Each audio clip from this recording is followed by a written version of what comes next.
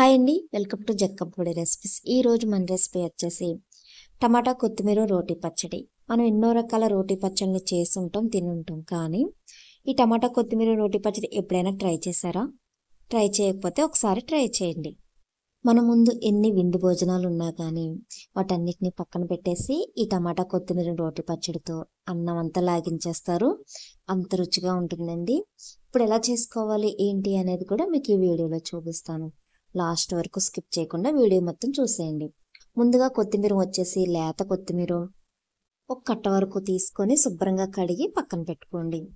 అలాగే ఒక 15 పచ్చిమిర్చి వరకు ఇలా ముచ్చుకులు తీసేసి పక్కన పెట్టుకోండి. ఇప్పుడు ఒక కట్ట కొత్తిమీరకు వచ్చేసి అరకిలో వరకు నేను టమాటాలు అనేవి తీసుకున్నాను. ఈ అరకిలో టమాటాలని కూడా దోరవి ఇలా పండినవి తీసుకోండి. వీటిని ఇప్పుడు చిన్న చిన్న ముక్కల కింద కట్ చేసుకుందాం. ఇదిగోండి, ఈ సైజు ముక్కలు అయితే మనకి తొందరగా మగ్గిపోతాయి. కొత్తిమీరని కూడా నేను ఇలా కట్ చేసుకున్నానండి. మనకి లేత కొత్తిమీర కాబట్టి తొందరగానే మగ్గిపోతుంది. ఇప్పుడు గ్యాస్ వెలిగించుకొని ఒక కళాయి పెట్టుకొని ఇందులో ఒక 3 టీ స్పూన్ల వరకు ఆయిల్ వేసుకుందాం.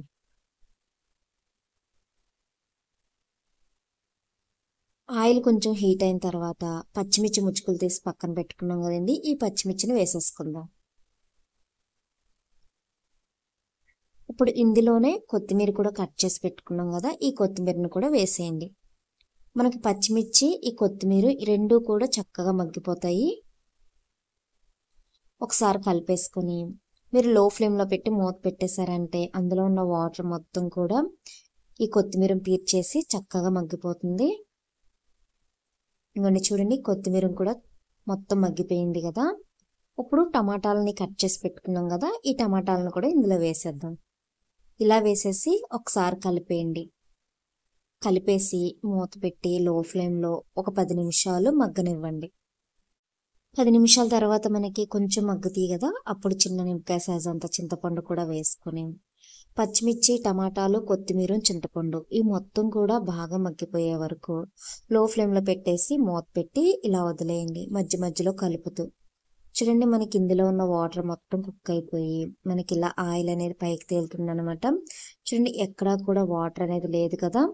మనకి వాటర్గా ఉంటే ఏంటంటే బాగా మెత్తగా అయిపోయి పచ్చడి అనేది జారుగా అయిపోతుంది అనమాట. అలా కాకుండా ఇలా దగ్గరికి వచ్చే వరకు కుక్ చేసుకోవాలి. ఇప్పుడు రోల్ని శుభ్రంగా కడిగి ఇలా చల్లారి పెట్టుకున్న ఈ టమాటాలు, పచ్చిమిర్చి, కొత్తిమీర మొత్తాన్ని కూడా ఇలా రోట్లో వేసేయండి. ఇలా వేసేసి రోకల బండ తీసుకొని చక్కగా దంచేయండి. మనకి మెత్తగా అయిపోవాలండి. మనకి రోటి పచ్చడి అంటే ఎప్పుడైనా సరే మరీ గంధంలా కాకుండా కచ్చా పిచ్చగా ఉంటేనే రైస్లోకైనా, రోటీకైనా, చపాతీకైనా, దేనికైనా సరే అద్భుతంగా ఉంటుంది. ఇలా కొంచెం కచ్చాపిచ్చాగా దంచుకున్న తర్వాత ఇందులో సాల్ట్ వచ్చేసి 1 టీ స్పూను, పసుపు వచ్చి 1 టీ స్పూన్ వరకు వేసుకోండి. మీ దగ్గర గల్లుప్పు ఉంటే గల్లుప్పు యాడ్ చేసుకుంటే ఇంకా రుచిగా ఉంటుందండి. ఇలా యాడ్ చేసుకున్న తర్వాత మొత్తాన్ని కూడా ఇంకొకసారి దంచుకుందాం.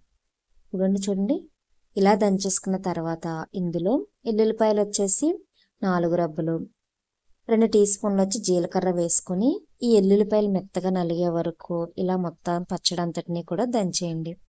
ప్రతి ఇంట్లోనూ కూరతో పాటు ఇలా రోటి పచ్చడి అనేది కంపల్సరీ ఉంటుంది కదా. అలా రోటి పచ్చళ్ళు అంటే ఇష్టపడేవారు ఇలా టమాటా కొత్తిమీర రోటి పచ్చడిని ఒకసారి ట్రై చేయండి. అస్సలు వదిలిపెట్టండి, అంత రుచిగా ఉంటుంది. ఈ పచ్చడి అనేది మరీ గంధంలా కాకుండా రోటి పచ్చడి అంటే కచ్చా పిచ్చాగా ఉండాలి కదండి. ఇదిగోండి, ఇలా దంచుకున్న తర్వాత ఇప్పుడు ఈ కర్రకి అలాగే రోటికి ఉన్న ఈ పచ్చడి మొత్తాన్ని కూడా ఇలా తీసేసుకొని మొత్తం పచ్చడి అంతటిని తీసి ఒక బౌల్లోకి వేసుకుందాము.